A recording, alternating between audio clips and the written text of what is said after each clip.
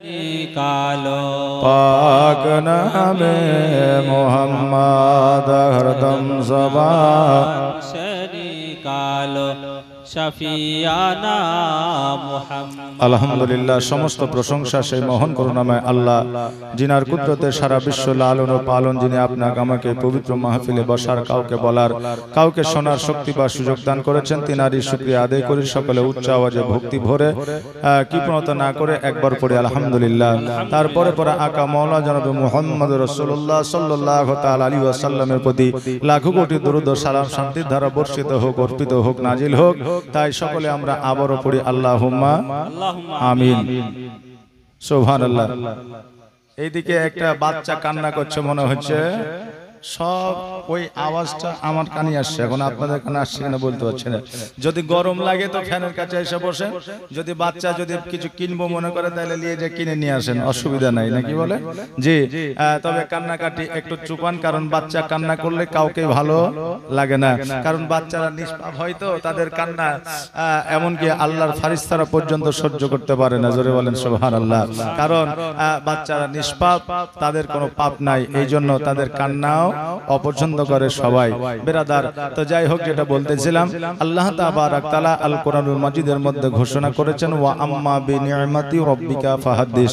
আল্লাহ বলে, বান্দারে, তোমরা যারা আমার নিয়ামতের প্রশংসা করো, আমি আল্লাহ আমার প্রশংসা করা হয়। জোরে বলেন সুবহানাল্লাহ। বেরাদার মিল্লাত ইসলামিয়া, আল্লাহ তাবারাক তাআলার নিয়ামতের প্রশংসা মানে আল্লাহর প্রশংসা। তা আল্লাহ তাবারাক তাআলার নিয়ামত কি? আজকে আমরা জগতের মধ্যে গাছপালা, নদী নালা, আপনার অক্সিজেন, তারপরে পানি, খাবার ইত্যাদি যেগুলো যাহা কিছু যাবতীয় আমরা পেয়েছি, সব কিছুই আল্লাহ তাবারাক তাআলার তরফ থেকে বান্দাদের জন্য নিয়ামত। জোরে বলেন সুবহানাল্লাহ। আর সব চাইতে বড় নিয়ামত হলো আমার নবী, আপনার নবী মুহাম্মদ রাসূলুল্লাহ সাল্লাল্লাহু তাআলা আলাইহি ওয়াসাল্লাম। বেরাদার, জগতের মধ্যে নিয়ামত আল্লাহ এত দিয়েছে যে আল্লাহর শুকরিয়া আদায় করে শেষ করা যাবে না। সন্তান আমাদের এত আদরের, এত স্নেহের, এত মায়া মমতার, যে সন্তানটা একজন পিতামাতার জন্য নিয়ামত।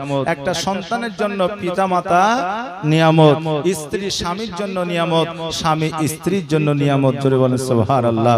বেরাদার মিল্লাত ইসলামিয়া, তাই আল্লাহ তাবারাক তাআলা বললেন যে এদের প্রশংসা করা মানে আমি আল্লাহ আমার প্রশংসা করা।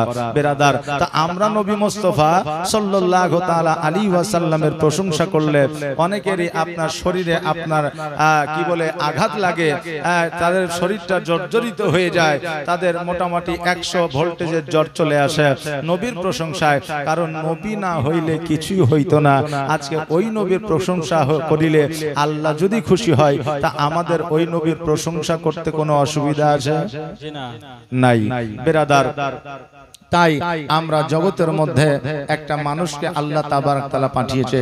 ওই মানুষটার আমরা খারাপ দিকটাকে না দেখে আমরা ভালো দিকটাকে দেখে লোকটার একটু প্রশংসা করার চেষ্টা করব। কিন্তু আমরা মানুষ, তো আমরা মানুষের খারাপ দিকটাকেই বেশি চিন্তা ভাবনা করে আমরা বলে থাকি, ভালো দিকটাকে দেখি না। দেখবেন একটা মানুষের আপনি 100 বার উপকার করেছেন, টাকা দিয়ে বিপদ থেকে, তারপরে আপনার রোগবালা হাসপাতালে নিয়ে গিয়ে বহুবার তার উপকার করেছেন। এখন একটা বার আপনাকে বলে যে ভাই 5000 টাকা দেন না, এখন ও যদি বলে দেয় যে ভাই টাকা আমার কাছে এখন নাই, যদি নিতে হয় 10 দিন পরে লিস্ট, আপনার সাথে আর কথা বলবো না। মানে একটা দিনের জন্য 99টা দিন বাদ, যে 99 দিন আপনি তার উপকার করেছেন, সেই 99টা দিন বাদ ওই একটা দিনের জন্য আপনি খারাপ হয়ে গেলেন। তো মানুষের আমরা খারাপ দিকটা লক্ষ্য করি, কার? অপরের, নিজের নয়। নিজে যে খারাপই করি সেটা আমরা কোনোদিন ভাবি না। মানে আমরা যখন অপরের গীবত করি, আমরা যখন অপরের বদনাম করি, আমরা যখন অপরকে খারাপ বলি, তখন আমরা নিজেকে মনে করি যে আমার চাইতে পীর সাহেব মনে হয় জগৎ আর কেউ নাই। কথা বুঝতে পারলেন না? যে আমার চাইতে জগতে পীর সাহেব মনে হয় আর কেহ নাই। পীর সাহেব মানে কি? বয়স্কদের পীর সাহেব বলা হয়। হ্যাঁ, আপনার পীর মানেই হচ্ছে বৃদ্ধ, বুড়া যাকে বলা হয়। পীর শব্দটা হলো ফার্সি শব্দ, বেরাদার। তো যারা বৃদ্ধ হয়, বুড়া হয়, তাদের দ্বারা অন্যায়, তাদের দ্বারা আপনার পাপ কম হয়। জি, তো এই জন্য তারা নিজেকে মনে করে যে আমার চাইতে সত্যবাদী, আমার চাইতে ন্যায্যবাদী, আমার চাইতে হালালবাদী জগতে আর কেউ নাই। এই জন্য ও অপরের বদনাম করে। এখন ও যদি নিজে মনে করত যে আমার চাইতে গুনাহগার জগতে আর কেউ নাই, তাহলে অপরের বদনাম ও কোনোদিনই করত না। কারণ হলো যে হযরতে বড় পীর আব্দুল কাদের জিলানী ও গিলানী রহমাতুল্লাহ আলাই বসে অনেক চিন্তায়, মানে গভীর চিন্তায় মগ্ন হয়ে আছে। মুরিদরা গিয়ে বলছে, হুজুর আপনি এত চিন্তায় চিন্তিত কেন? হুজুর বললেন যে আমি এই জন্য চিন্তায় চিন্তিত যে আমি কোরআন পড়ছিলাম, একটা জায়গায় আয়াত আসলো যে আল্লাহ বলল যে তোমরা অতক্ষণ পর্যন্ত মৃত্যুবরণ করিও না যতক্ষণ পর্যন্ত পূর্ণাঙ্গ মুমিন না হবে। তো বলে হুজুর এতে চিন্তার কি আছে? তো বড় পীর আব্দুল কাদের জিলানী ও গিলানী রহমাতুল্লাহ আলাই উনি বলতেছে যে আমি আল্লাহর তরফ থেকে কোনোদিন শুনি নাই যে আমি পূর্ণাঙ্গ মুসলমান হতে পেরেছি কিনা। তা আমি এই জন্য চিন্তিত আছি। চিন্তায় চিন্তায় এমন একটা সময় চলে আসলো যে তিনি রোগে আক্রান্ত হয়ে গেলেন। কারণ পৃথিবীর মধ্যে সব রোগের একটা ওষুধ হয়েছে, কিন্তু কোন মানসিক টেনশনের রোগের ওষুধ হয় নাই। চিন্তার কোনো ওষুধ নাই। চিন্তার একমাত্র আপনার শেষ হলো মওত, মৃত্যু। তো উনি চিন্তা করতে করতে রোগে আক্রান্ত হয়ে গেছে। হাকিমের কাছে গেছে। হাকিম বলছে আপনি কি চিন্তা করছেন, টেনশন করছেন? তো বলে এটা তো আমি করছি, এটা তো আমি নিজেও জানি। তো বলছে টেনশন দূর করতে হবে, রোগ ভালো হবে না। বেরাদার, তো যখন এই কথা বললেন বাড়িতে এসে চুপ করে বসে আছে। আল্লাহর তরফ থেকে বলছে, এ আব্দুল কাদের জিলানী, তুমি চিন্তা কেন করছো? তুমি শুধু আমার মুমিন নও, তুমি শুধু মুসলমান নও, তুমি তো মায়ের গর্ভে থেকে তুমি আমার ওলি হয়ে জগতের মধ্যে গিয়েছো। জোরে বলেন সুবহানাল্লাহ। একজন আল্লাহর ওলি, উনি যদি চিন্তা করে কোরআন পড়তে পড়তে যে আমি পূর্ণাঙ্গ মুসলমান হতে পেরেছি কিনা, উনি তো লাখো লাখো মানুষকে মুসলমান বানিয়েছেন, তবুও যদি চিন্তায় চিন্তিত থাকে, বলেন আমাদের অবস্থা কি? হযরত ওমর ফারুক রাদিয়াল্লাহু তাআলা আনহু পবিত্র ঈদের দিনে সকাল বেলায় আপনারা মসজিদে নববীর আপনার সিঁড়িতে বসে ডুকরে ডুকরে কান্না করছে, দুই চোখ দিয়ে আপনার পানি বয়ে যাচ্ছে। সাহাবীরা বলে, ওমর আজকে তোমার চোখে কেন পানি? আজকে তো আনন্দের দিন, খুশির দিন, আজকে তোমার চোখে কেন পানি? তুমি কেন কান্না করো? ওমর ফারুক রাদিয়াল্লাহু তাআলা আনহু বলে, শোনো রে, আজকে খুশির দিন, আনন্দের দিন, এটা ঠিকই, কিন্তু আমার মনে খুশি আসে না, আনন্দ আমার হয় না। সকল সাহাবীরা বলল, মা আজকে রাজত্ব তোমার হাতে, টাকা পয়সা সোনা দানা মণি মুক্তার কোনো অভাব নাই। আজকে এক মাস রোজা করেছো, আজকে এক মাস তারাবি পড়েছো, আজকে ইবাদতের তোমার কোনো কমতি নাই। আল্লাহ রাসূল সাল্লাল্লাহু তাআলা আলাইহি ওয়াসাল্লাম জগতের মধ্যে তোমাকে জান্নাতের সার্টিফিকেট দিয়ে গেছে, তবুও তুমি কান্নায় ভেঙে পড়েছো, কারণটা কি? ওমর বলতেছে, শোনো রে, আমি নিজেকে মনে করছি কান্না করব না, চোখ দিয়ে পানি আনবো না, তবুও যেন অটোমেটিক কান্না চলে আসে। বলে কেন? বলে এই জন্য কান্নায় আসে যে আমি যে এক মাস রোজা রাখলাম, এক মাস তারাবি পড়লাম, এই রোজা তারাবি আমার আল্লাহর দরবারে কবুল হয়েছে কিনা, এই জন্য আমি কান্না করি। জোরে বলেন সুবহানাল্লাহ। যেই ওমর জগতের মধ্যে আপনার জান্নাতের সার্টিফিকেট পেয়েছিলেন, যে ওমরকে আমার নবী মুস্তাফা সাল্লাল্লাহু তাআলা আলাইহি ওয়াসাল্লাম বলেছিলেন, ওমর রে, আমি নবী, আমার পরে যদি কোন নবী আসতো তাহলে তোমাকে আমার আল্লাহ নবী বানায় দিত। নবী যেহেতু আসবে না, সেহেতু তুমি নবী আর হতে পারবে না, কিন্তু তুমি খলিফায়ে রাশিদিন হবে। জোরে বলেন সুবহানাল্লাহ।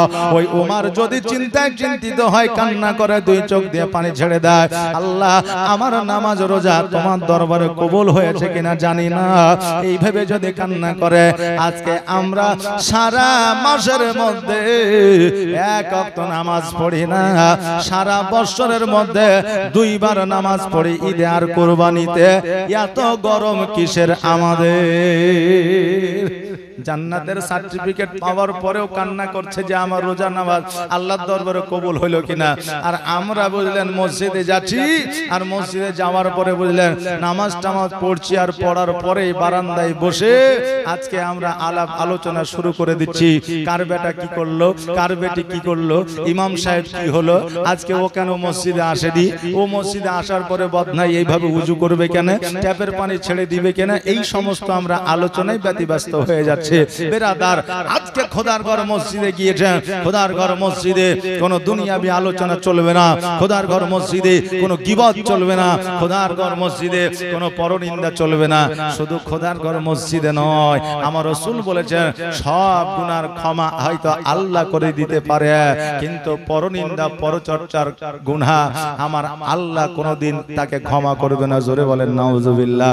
তাহলে আমরা এই সমস্ত জিনিসগুলা থেকে বিরত থাকতে পারবো কিনা? যে বলেন না ইনশাআল্লাহ, আওয়াজ দিয়ে বলেন ইনশাআল্লাহ। আমরা এই সমস্ত কাবিরা গুনাহ থেকে যেন বেঁচে থাকতে পারি, আল্লাহ যেন সেই তৌফিক দান করেন। সকলে বলেন আমিন সুম্মা আমিন। বাবাজি ভাইরা, আমি বলতেছিলাম হযরত ওমর ফারুক রাদিয়াল্লাহু তাআলা আনহু দুই চোখের পানি ছেড়ে দিয়ে যখন কান্না করে, আমার দয়ার নবী মায়ার নবী সাল্লাল্লাহু তাআলা আলাইহি ওয়াসাল্লাম সোনার মদিনাতুল মুনাওয়ারা থেকে আওয়াজ দিয়ে বলে, এ ওমর শোনো রে, তুমি কান্না করিও না, কান্না করিও না, এই জন্য কান্না করিও না, আমার আল্লাহ তাবারক তাআলা তোমার রোজা নামাজ কবুল তো দূরের কথা, আজকে আমার আল্লাহ তোমার জন্য জান্নাতে একটা ঘর বানিয়ে দিয়েছে। জোরে বলেন সুবহানাল্লাহ। এ বাবাজি ভাইরা, আমার মায়েরা, আজকে জগতের মধ্যে আমাদের কি করা দরকার?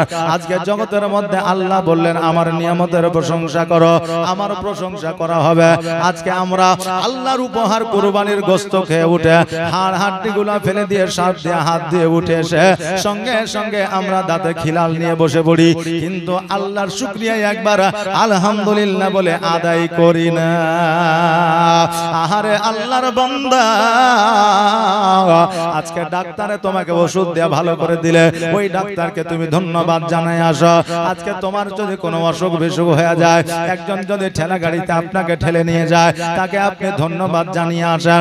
সুস্থ হয়ে গেলে হাসপাতাল থেকে যখন বাড়িতে আসেন, আপনি নার্সকে, আপনার স্টাফকে কিছু, আপনার দক্ষিণা কিছু আপনার বকশিশ দিয়ে আসেন খুশি হয়ে, বলে তুমি এটা দিয়ে মিষ্টি খাইয়ে লিও। আজকে জগতের সামান্যতম আপনার একটু কাজ করে দিয়েছে বলে তার উপরে আপনি খুশি হয়ে তাকে আপনি সামান্যতম আপনার কি বলে সুনাম ধন্য পাওয়ার জন্য, হওয়ার জন্য আজকে তাকে কিছু আপনি বকশিশ দিলে। যে আল্লাহ তাবারক তাআলা মায়ের গর্ভে 10 মাস 10 দিন রেখে দিয়েছে, যে খবরটা ডাক্তারে বলতে পারে না, যে খবরটা মা বলতে পারে না, যে খবরটা জগতের কোনো মানুষ বলতে পারে না, যে খবরটা কোনো বিজ্ঞান বলতে পারে না, একমাত্র আল্লাহ জানা 10 মাস 10 দিন কিভাবে সন্তানটা মায়ের গর্ভে কাটিয়েছে জগতের কেউ জানে না, কেউ বলতে পারে না। তবুও আল্লাহ তাবারক তাআলা আমাদের কাছ থেকে বকশিশ চাই না। জগতে আসার পরে 2 বছর 2.5 বছর মায়ের দুগ্ধ পান করিলাম, মায়ের দুগ্ধ পান করার পরে আজকে বড় হইলাম, তরতাজা হইলাম। আজকে আমাদেরকে আল্লাহ তাবারক তাআলা কত সুন্দর করে বানাইলো, তবু আল্লাহ তাবারক তাআলা বলে নাই বান্দারে তুমি আমাকে বকশিশ দাও। মায়ের গর্ভে 10 মাস 10 দিন ছিলাম, মায়ের নাপাকি খাবার খাইয়া বেঁচে ছিলাম। আমার আল্লাহ তাবারক তাআলা কত সুন্দর চিন্তা ধারণা ভাবনা রাখে দেখেন।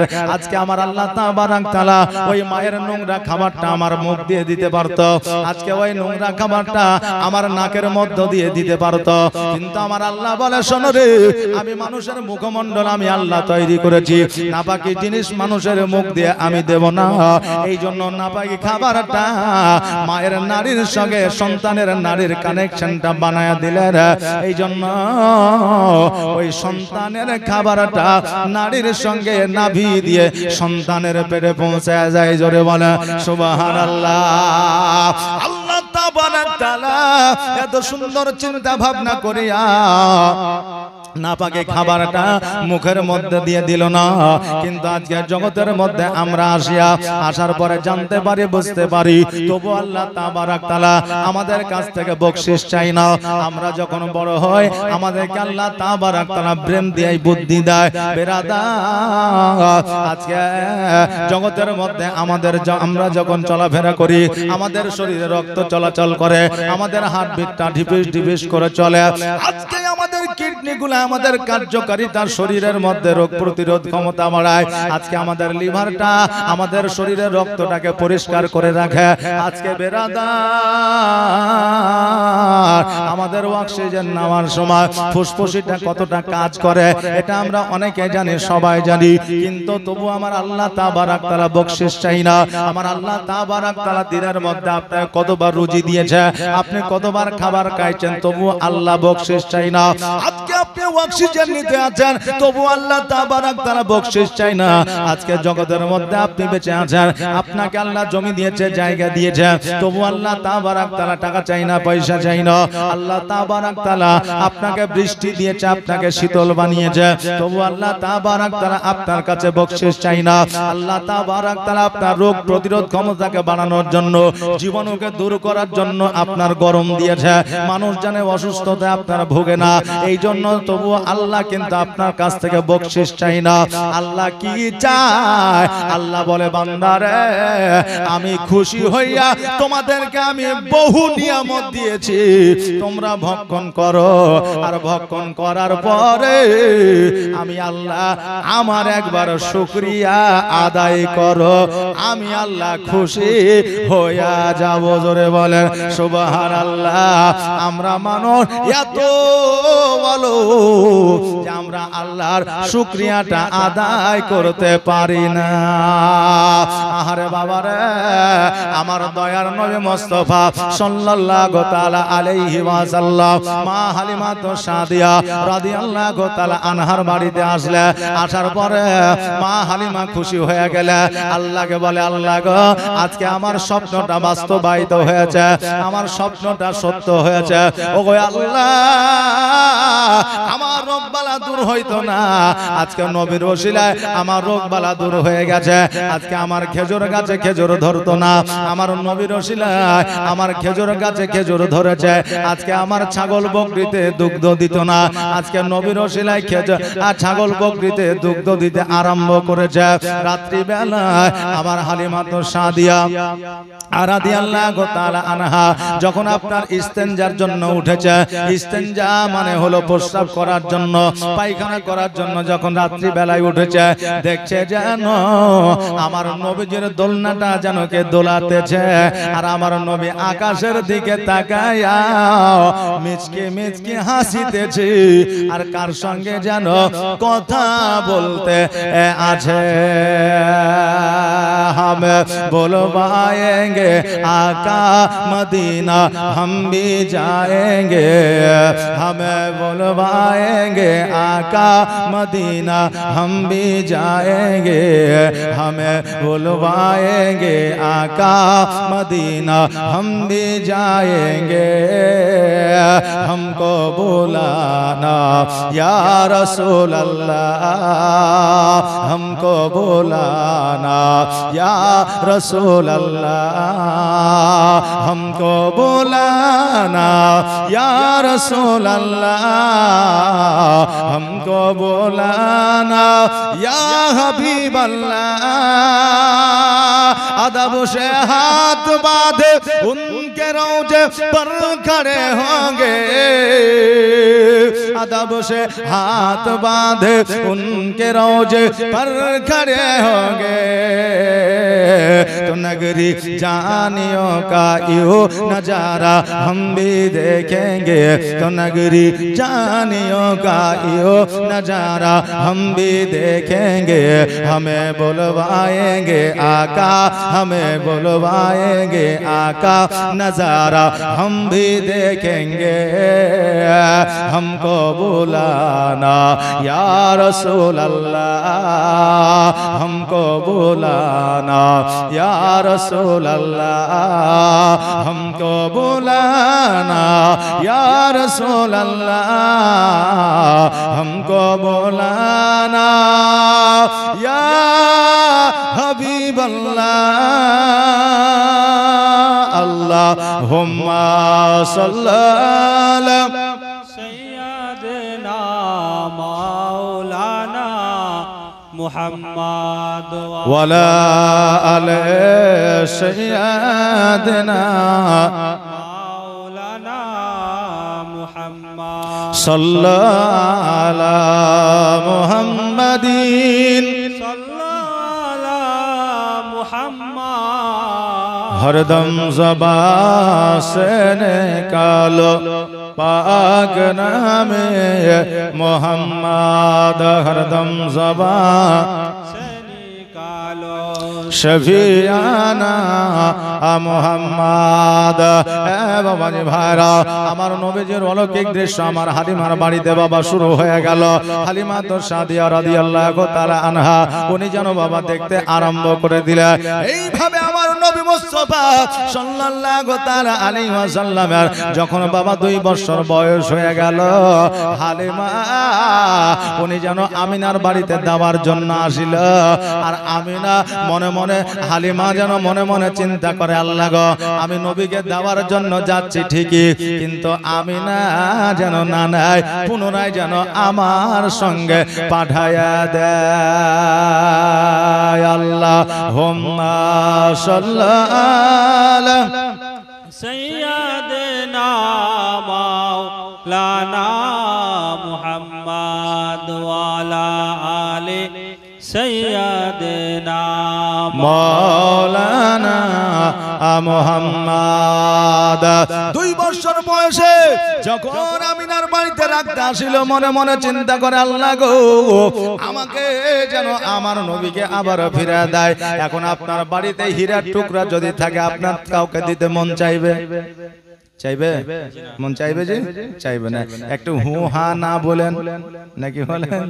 একটু হু হা না বলে, নইলে বাবা আপনাদেরও মেজাজটা ভালো থাকবে না, আমারও মেজাজটা ভালো থাকবে না। কথা বুঝলেন না? এক কথায় আপনার বাঁদর খেলার মতোই হবে, অন্য কিছু আর হবে না। ছাত্রী গেছে প্রাইভেট পড়তে, যাওয়ার পরে মাস্টারকে বলছে, স্যার আমার খুব পেটে লাগছে, ছুটি দিয়ে দেন। এখন মাস্টার দেখছে তাই তো মেয়ে মানুষ, পেটে লাগছে বলছে, তো যা ছুটি দিয়ে দিলাম। এবার ওই মেয়েটা বাড়িতে এসেছে, আসার পরে বলছে যে মা আমি মিথ্যা কথা বলে ছুটি নিয়ে এসেছি যে আমার পেটে লাগছে। তো তুমি কিসের লেগে বাড়ি রেখেছো? বলো বলে তোকে আজকে বর আসবে তোকে দেখার জন্য, তোর বিয়ের দিন ধান ঠিক করব, যে তোকে যদি পছন্দ হয়ে যায় জামাই পক্ষের। তো বলে ঠিক আছে। এবার ওই মেয়ে সাজে গুজে বাইর হয়ে যখন আয়সা বসছে, তো বলছে মুখখানা একটু তোলতে উপর দিকে। তো লজ্জাবতী বললেন, আমার মায়েরা একমাত্র সেই দিনই হয় যেই দিন দেখবেন যে আমার মায়েদেরকে দেখার জন্য যায়। কথা বুঝলেন না বেরাদার? নতুন বউ বাড়িতে এসেছে, তো শাশুড়ি বলছে যে মা তুমি কি আস্তে কথা বলতে পারো? তো এখন বউ মা বলছে যে মা হালিম খান 2000 টাকা দান করেছে, জাযাকাল্লাহ মাশাআল্লাহ বারাকাল্লাহ, তার দানকে যেন আল্লাহ কবুল করে। তো বলছে মা তুমি কি আস্তে কথা বলতে পারো, একটু জোরে বলতে পারো না? তো এখন বৌমা বলছে জোরে বলতে পারি কি পারি না, 3 দিন পার হোক, তারপরে তোমার দেখে নিব তোমার বাড়িতে কথা বাজে কি বাজে না। কথা বুঝলেন না বেরাদার? সুবহানাল্লাহ। তবে সব মায়েরা লয়। তো জাযাকাল্লাহ। এই দেখেন এবার ওই মেয়েটাকে বলছে যে মা একটু মুখটা তোলো তো। এবার মুখখান উঠায়া দেখছে যে যেই মাস্টারের কাছ থেকে ভোগা দেয়া মিথ্যা কথা বলে ছুটি নিয়ে এসেছে যে আমার পেটে লাগছে, ওই মাস্টারই তাকে দেখার জন্য এসেছে। কথা বুঝলেন না? ওই মাস্টারই দেখার জন্য এসেছে। তা আমাদের গল্পটা বাবা ওই রকমই হয়ে যাবে। তো এই জন্য বক্তা যদি একটু সুবহানাল্লাহ মাশাআল্লাহ বলতে বলে, তো আপনারা যেন বলিয়ে না, চুপ করে যদি থাকেন তো বক্তা মনে করবে যে ইয়ার হয়ে গেছে, মানে রাত 12টা, তো এদের 12টা বাজে গেছে, মৌলভী সাহেব ছেড়ে দিয়ে চলে যাবে। তখন কালকে আবার সকালবেলা বলে মৌলভী খুব ফাঁকি মেরেছে, আয়সাতে ছেড়ে দিয়েছে চলে গেছে। কথা বুঝলেন না? এই জন্য একটু জাজবা দিবেন। কথা কি বুঝতে পারলেন? জাজবা একটু দিবেন। সুবহানাল্লাহ মাশাআল্লাহ। হ্যাঁ বাবা ভাইরা আমার মায়েরা, হীরা যদি আপনার বাড়িতে থাকে আপনি কাউকে কিন্তু বাবা দিতে চাইবেন না। হালিমা চিন্তা করে আল্লাহ গো আজকে আমার নবীকে যেন না নেয় আবার ফিরাইয়া দেয়। এবার হালিমা যখন মা আমিনার কাছে পৌঁছে গেছে, আমিনা বলতেছে হালিমা তুমি আজকে হঠাৎ করে মক্কায় এসেছো, কারণটা কি? বলে আমার মিয়াদ পূরণ হয়ে গেছে তাই নবীকে দেওয়ার জন্য এসেছি। আমিনা বলে হালিমা দেরি নয় জলদি করে মক্কা থেকে তুমি তাইফে নিয়ে চলে যাও, কেননা মক্কায় এখন মহামারী চলতেছে। আমাদেরও ভারতবর্ষে 2020 সালে মহামারী এসেছিল, করোনা আসেনি? এসেছিল মহামারী। আপনার দেখবেন আপনার কয়েক বছর পর পর আসে বেরাদার, সেই সময় ছিল আপনার কলেরা।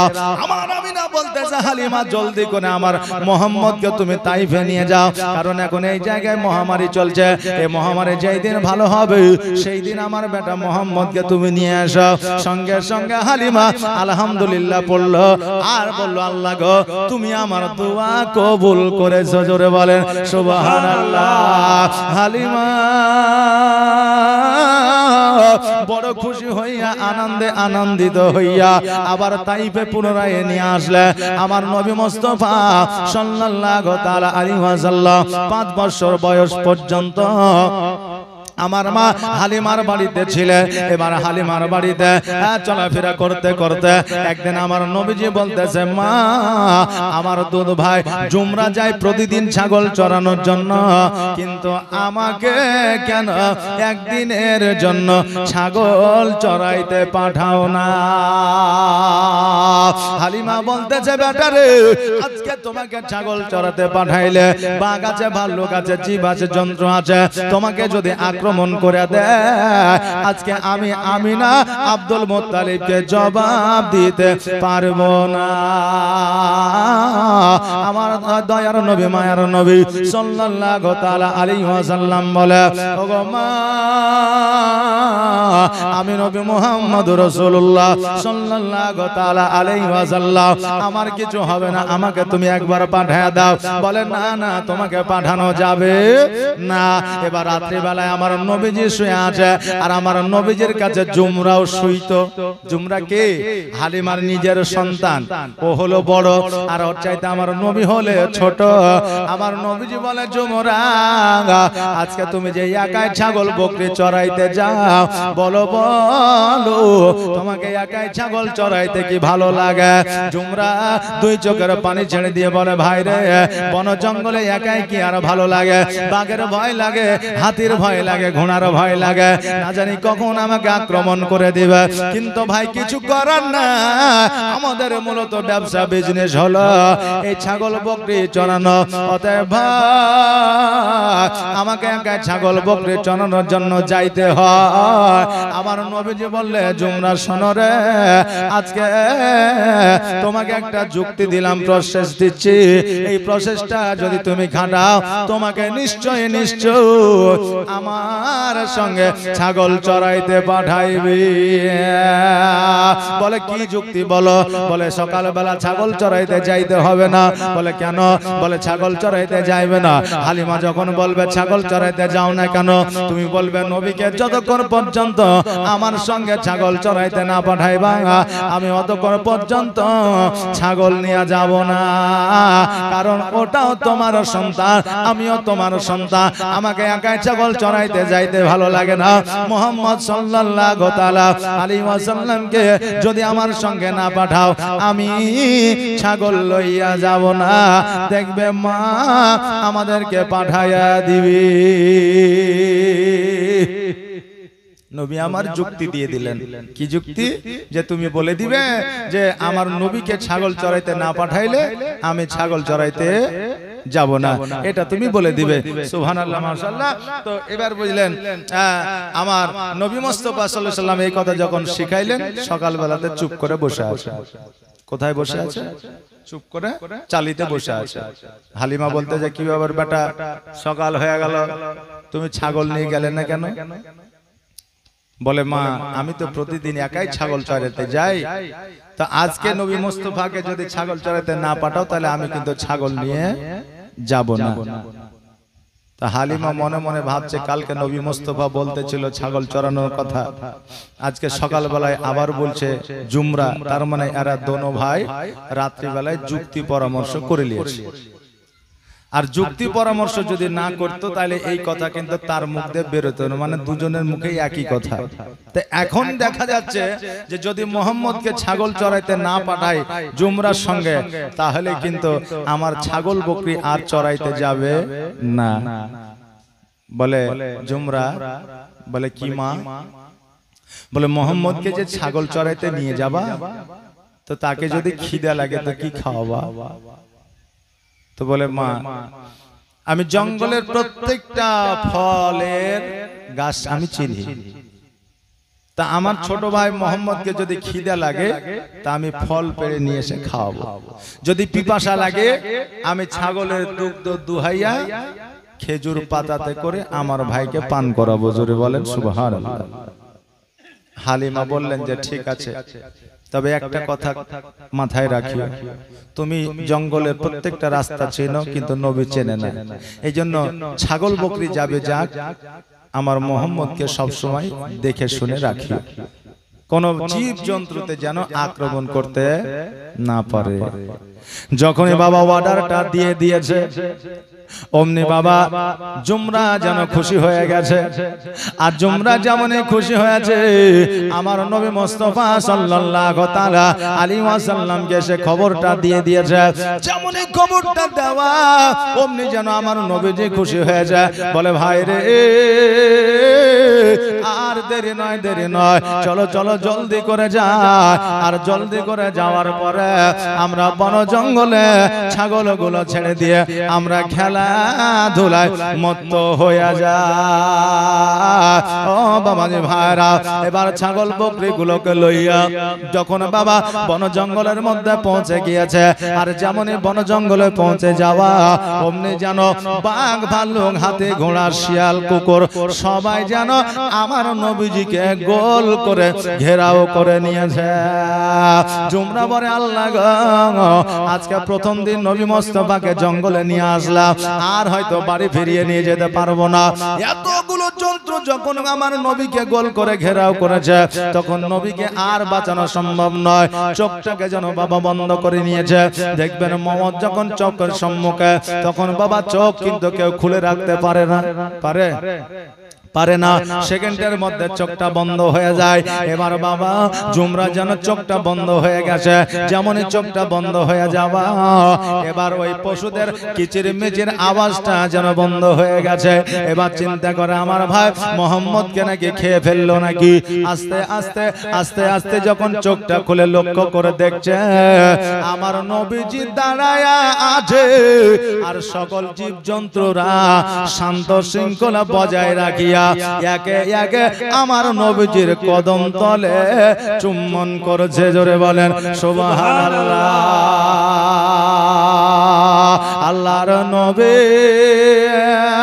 নূরের নবী গো, আপনি নবী আমার আজীবনের জীবন, আপনি আমার আজীবন সাথী, অন্ধকার কবরের বাতি, আপনি নবী আমার নির্জনের একজন। আল্লাহর নবী নূরের নবী গো, আপনি নবী আমার আজীবনের জীবন, আপনি আমার আজীবন সাথী, অন্ধকার কবরের বাতি, আপনি নবী আমার নির্জনের একজন। আল্লাহর নবী নূরের নবী গো, আপনি নবী আমার আজীবনের জীবন। আর দেখে আপনার মজেজা ভাগবতী হয় খাদিজা, আর দেখে আপনার মজেজা ভাগবতী হয় খাদিজা, সপে দিল নবী আজীবন আর মরণ। জীবন আল্লাহর নবী নূরের নবী গো আপনি নবী আমার জীবনের জীবন আপনি আমার জীবন সাথী অন্ধকার কবরের বাতি আপনি নবী আমার নির্জনের একজন আল্লাহর নবী নূরের নবী গো আপনি নবী আমার জীবনের জীবন বাবাজি ভাইরা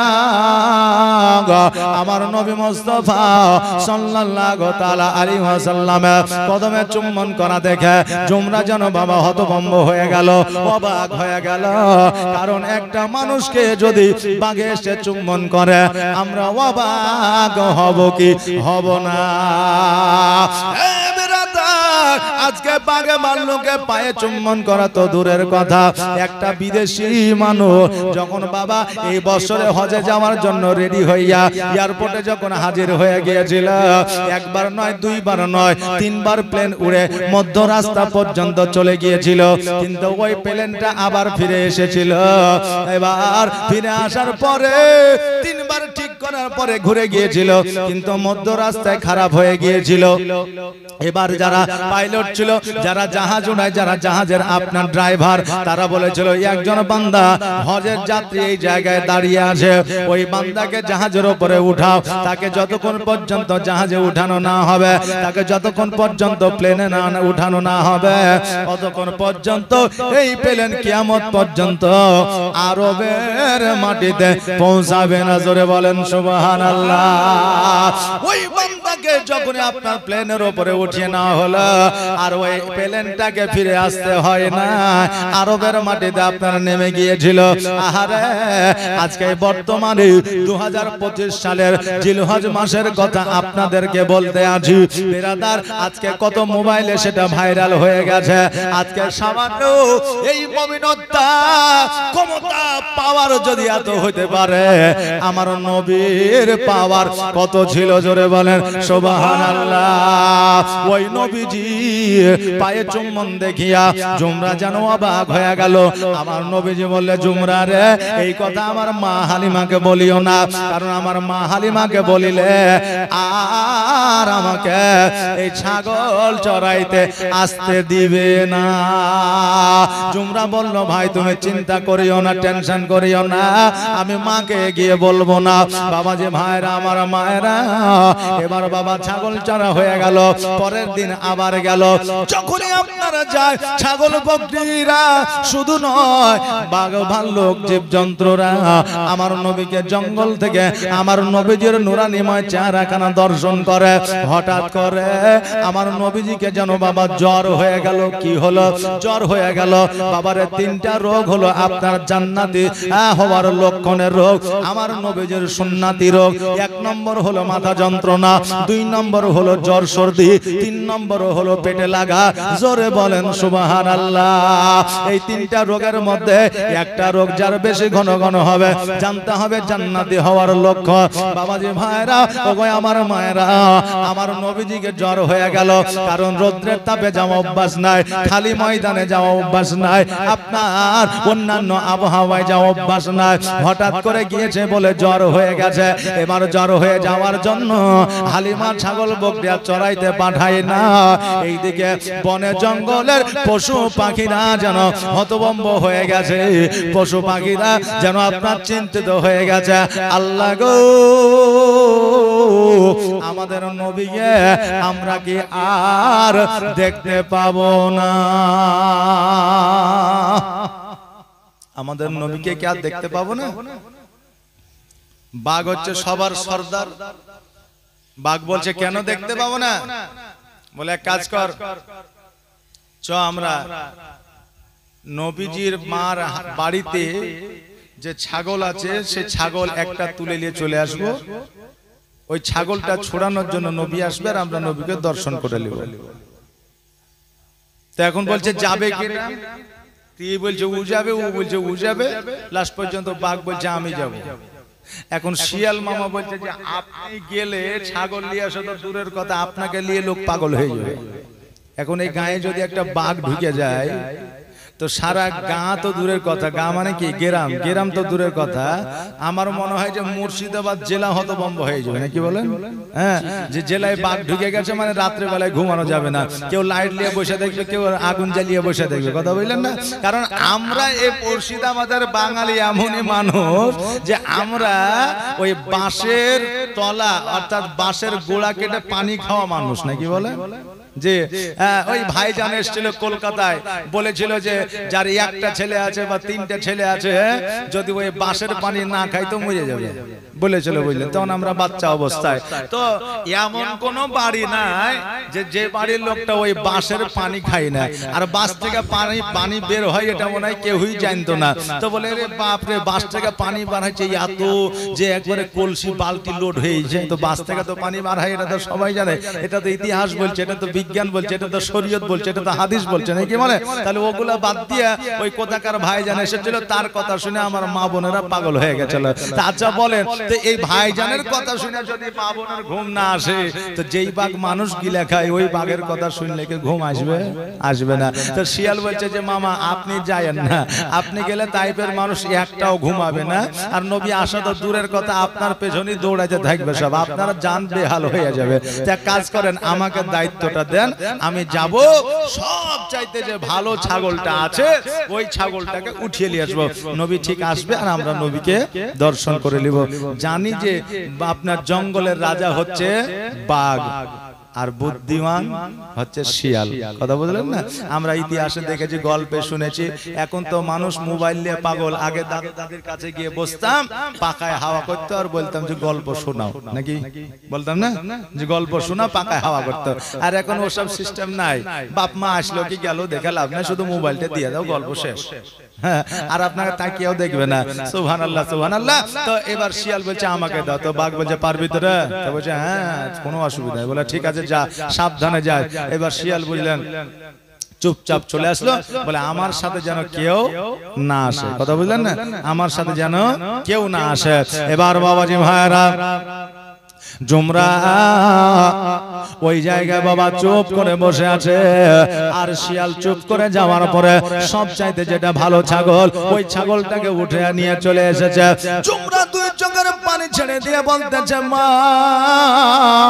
আজকে বড় একটা দুর্ঘটনা ঘটে গেছে। বলে কি? বলে আমাদের সব চাইতে যে বড় ছাগলটা ছিল ওই ছাগলটা শিয়ালে উঠিয়ে নিয়ে গেছে। এবার হালিমা বলতেছে হাই হাই কি হয়েছে? কারণ ছাগলকে অনেকে ভালোবাসে, না বাসে না? এই যে কুরবানি গেল, অনেকে কুরবানি ছাগলকে কতই না ভালোবাসতো, কত মা আমার কেঁদেছে, কত বাচ্চা আমার কেঁদেছে, কত বাড়ির বাচ্চা কাচ্চারা কেঁদেছে, কাঁদে নাই? কেঁদেছে বাবা। পশু হলে কি হলো, তাদেরকে অনেকেই ভালোবাসে। বেরাদা ওই আমার বাবাজি ভাইরা, অনেকে মুরগি পুষে, একটা মুরগি শিয়ালে খেয়ে নিলে কতই না আপনার টেনশন করে বাড়ির মালিক। আরে মুরগিটা ছিল কিন্তু ও একদিন কেটেই খাইতো, কথা বুঝলেন না? হ্যাঁ, শিয়ালে খাইলেছে কিন্তু আপনার পস্তানার শেষ নাই। এখন আবার ছেলে পিলে চালাকি করছে কি জানেন? মুরগির খামার করেছে, পোল্ট্রির মুরগির খামার করছে না নাকি? মুরগির খামার করেছে, 10টা মুরগি ও লুক করে বেচে দিয়েছে, মানে মোবাইল রিচার্জ করতে হবে, 10টা মুরগি বেচে দিয়েছে। আব্বাকে ফোন করেছে, আব্বা কি হলো? বলছে 10টা মুরগি মরে গেছে। তো বলে খবরদার ওখানে রাখিস না, তুলে ফেলে দে, নাহলে বাকি মুরগি আরো মরে যাবে, বুঝলেন না? তো বলছে যে শুধু ফেলে দেবো না, কি বলছে পুঁতে দে, নাহলে জীবন ছড়িয়ে যাবে। তো এখন ও ফোনটা রেখে দিয়ে এবার ওকে বলছে মুরগি তাড়াতাড়ি কেটে পড়, বাপ চলে আসলে গন্ডগোল হয়ে যাবে, মানে মুরগি বেঁচে দেয়, বাপকে বলছে মরে গেছে, কথা বুঝলেন না? তো ওই রকম চালাকি তো আগেকার ছেলে করতো না, এখনকার ছেলে পিলে চালাকি করছে। আমার বাবা যে ভাইরা যেটা কথা বলতেছিল, এবার আমার নবী মুস্তাফা সাল্লাল্লাহু তাআলা আলাইহি ওয়াসাল্লাম বলতেছে মা আজকে যে ছাগলটা বন জঙ্গলের পশুরা উঠিয়ে নিয়ে গেছে, মা আজকে ওই ছাগলটা আমি ফিরিয়ে নিয়ে আসবো, আমাকে একবারের জন্য জঙ্গলে পাঠাইয়া দাও। হালিমা বলতেছে মুহাম্মদ আমার একটা ছাগল কেন, 10টা ছাগল যদি বনে জঙ্গলে পশুরা উঠায় নিয়ে যায় আমি তবুও তোমাকে যাইতে দিব না। তোমার যদি কোনো ক্ষতি হয়ে যায়, আমার নবীজি বলছে মা গো আমার উপরে আস্থা রাখতে পারো, বিশ্বাস রাখতে পারো, আমার কোনো ক্ষতি হবে না। হালিমা জানে আমার নবী যে কথাটা বলে দাও ওই কথার কোনো নড়চড় হয় না। পাহাড় পর্বত এক হয়ে যেতে পারে, আসমান জমিন এক হয়ে যেতে পারে, কিন্তু আমার নবীর কথা নড়চড় হবে না। এবার হালিমা বললেন হে মুহাম্মদ তুমি একাই যাবে না জুমরাকে নিয়ে যাব? আমার নবীজি বললেন আমি একাই যাব। এবার আমার নবীজি গুটি গুটি পায়ে যেন আপনার এগোতে লাগলেন। এবার যাওয়ার পরে যখন জঙ্গলের মধ্যে প্রবেশ করেছে দেখছে যেন একটা ছাগলকে গোল করে নিয়ে সকল পশুরা যেন বসে বসে জোগাইতেছে। জোরে বলে সুবহানাল্লাহ। নবীকে দেখিয়া সকল জীবজন্তুরা দাঁড়িয়ে গেছে। আমার নবীকে বলতেছে ইয়া রাসূলুল্লাহ বেয়াদবি মাফ করবেন গো, আজকে আপনাকে দেখার জন্য, আপনাকে দর্শন করার জন্য আপনার দুধ মাতা হালিমার ছাগলটাকে আমরা কিডন্যাপ করে নিয়ে এসেছি। ওগো নবীজি আজকে আমাদেরকে আপনি ক্ষমা করবেন। নবী আমার বলে পশুরা শোনো রে, আজকে ছাগলটা নিয়ে এসেছো ভালো কথা, কিন্তু আর দ্বিতীয়বার নিয়ে আসিও না, কারণ আমার মা হালিমা রাদিয়াল্লাহু তাআলা আনহা জেরা যদি কেউ ধরা পড়ে যাও তোমাদের নিস্তার থাকবে না। বলে হুজুর আপনাকে শেষবারের মতো একবার দেখার আশা ছিল, আকাঙ্ক্ষা ছিল, দেখে নিলাম, আর ছাগল আপনার হালিমার বাড়িতে নিয়ে আসাতে যাওয়া তো দূরের কথা, ওই বাড়ির আশেপাশে যাব না, কারণ হালিমা যেভাবে রাগে আছে আশেপাশে আর যাওয়া যাবে না। মায়েদেরও রাগ থাকে না, থাকে না জি, মায়েদেরও রাগ থাকে, কিন্তু আমার মায়েরা রাগ দেখাইতে পারে না। কাকে দেখাবে? এখন স্বামীকে যদি দেখাইতো স্বামী বলবে বাড়ি থেকে বেরিয়ে যা, আর বাপ মাকে যদি দেখাইতো বাপ মা বলবে যে তুই স্বামীর বাড়িতে ভালো থাকবি, তুই এই বাড়ি যেন আসিস না। কথা বুঝলেন না? এই জন্য মায়েরা আমার অবলা, এই জন্য কাউকে রাগ দেখাইতে পারে না। তবে সব চাইতে দুর্বল স্বামী হইলো ওটা যে স্বামী কথাই কথাই বলে বাপের বাড়ি চলে যায়, মানে ইয়ার চাইতে দুর্বল স্বামী আর জগতে একটাও নাই। কথা বললেন না বেরাদার? আপনার বাপ মা ভাই বোন আত্মীয় স্বজন বংশ রক্তের সম্পর্ক ত্যাগ করে দিয়ে আপনার সঙ্গে মৃত্যু পর্যন্ত জীবন কাটাবে বলে এসেছে, এমনকি তার পাশে আপনার কবর হবে বলে স্বীকৃতি দিয়েছে, ওয়াদা করেছে, একসঙ্গে জান্নাতে যাবে বলে আপনার প্রতিশ্রুতি দিয়েছে, সেই মেয়েটাকে কি করে বলতে পারো যে ভাই বাপের বাড়ি চলে যায়? কথায় কথায় নাকি বলে? এটা বলা যাবে না, এটা শরীয়তে সবচাইতে অপছন্দনীয় জিনিস। আরে আমার বাবাজি ভাইরা, মায়েদেরও রাগ থাকে, কিন্তু বাবা রাগ ওই জায়গায় করতে হবে যে জায়গায় আমাদের রাগ করতে বলা হয়েছে। সুদ খাবো না রাগ করলেন, হারাম খাবো না রাগ করলেন, মদ খাবো না রাগ করলেন, পান খাবো না রাগ করলেন, তারপরে আমরা নামাজ পড়বো রাগ করলেন, নামাজ পড়বোই কাজা করবো না রাগ করলেন। এই সমস্ত রাগগুলো বাবা জায়েজ আছে বেরাদার। একটা হারামে খাওয়া জায়েজ আছে, বাকি কোনো হারাম খাওয়া জায়েজ নাই। আপনি বলবেন হারাম আবার খাওয়া যায়, এটা আবার কেমন কথা? একটু ক্লিয়ার করে দেন, সকালবেলায় মৌলবীকে বেইজ্জত করবে।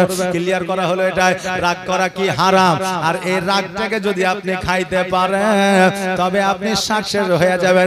একমাত্র রাগটাকে খাওয়া, রাগ হলো হারাম, এই হারামটাকে খাওয়া একমাত্র জায়েজ। জোরে বলেন সুবহানাল্লাহ। বাবাজি ভাইরা, এবার আমার নবী মুস্তাফা সাল্লাল্লাহু তাআলা আলাইহি ওয়াসাল্লাম এবার ওই ছাগলটাকে ছুটায় নিয়ে আসলে, এবার ছুটায় নিয়ে আসার পর হালিমার হাতে উঠায় দিলে। পরের দিন আমার নবীজি আর জুমরা ছাগল চড়াইতে গেছে। এবার ছাগল চড়াইতে যাওয়ার পরে দুই ভাই একটা জায়গায় বাবা বসে আছে। এবার বসে থাকতে থাকতে হঠাৎ করে দেখছে যেন দুইজন মুখ ভরা দাঁড়িয়ে, মাথায় পাগড়ি, গায়ে তাদের জুব্বা, আবার নবীজির দুইজনে দুই ডানা ধরিয়া যেন পাহাড়ের দিকে নিয়ে যায়। জুমরা যেন পিছে পিছে আপনার ডাক দেয়, ভাই ভাই কোথায় যাও, কোথায় যাও? নবী আমার যেন শুনতে পাই না। যারা আপনার ডানা ধরে তুলে নিয়ে যায় তারাও যেন শুনতে পাই না। কিছুক্ষণ পরে পাহাড়ের উপরে নিয়ে যাইয়া আমার নবীজিকে শুয়ে দিয়ে দিয়েছে, জামাটা আপনার চিরে দিয়ে আপনার বুকটা বার করেছে, আর গলা থেকে নাভি পর্যন্ত কেটে দিয়েছে, আপনার ফেড়ে দিয়েছে, আর বুকের মধ্য থেকে কলিজা, হার্টবিট আর যেন আপনার ফুসফুসি সব কিছুকে যেন বার করে নিয়েছে। জোরে বলে সুবহানাল্লাহ। জুমরা দুই চোখের পানি ছেড়ে দিয়ে বলে, আল্লাহ গো, আমার ভাইকে আর বাঁচানো যাবে না, আমার ভাই হয়তো আর বেঁচে না, জলদি করে মাকে খবরটা দিয়ে আসি।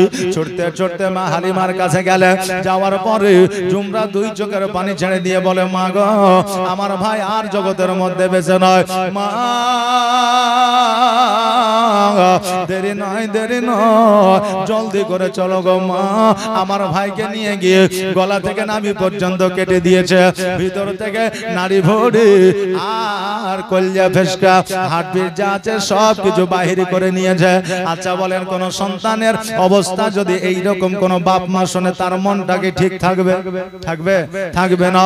যেমন হালিমা শুনেছে, পাহাড়ের দিকে আপনার ছুটতে আরম্ভ করেছে, উঠে আর পড়ে, পড়ে আর উঠে, এবার ছুটতে ছুটতে যাওয়ার পরে পাহাড়ের উপরে লক্ষ্য করে দেখছে, জানো আমার নবীজি একটা পাথরের উপরে চুপ করে বসে আছে। জোরে বলেন সুবহানাল্লাহ।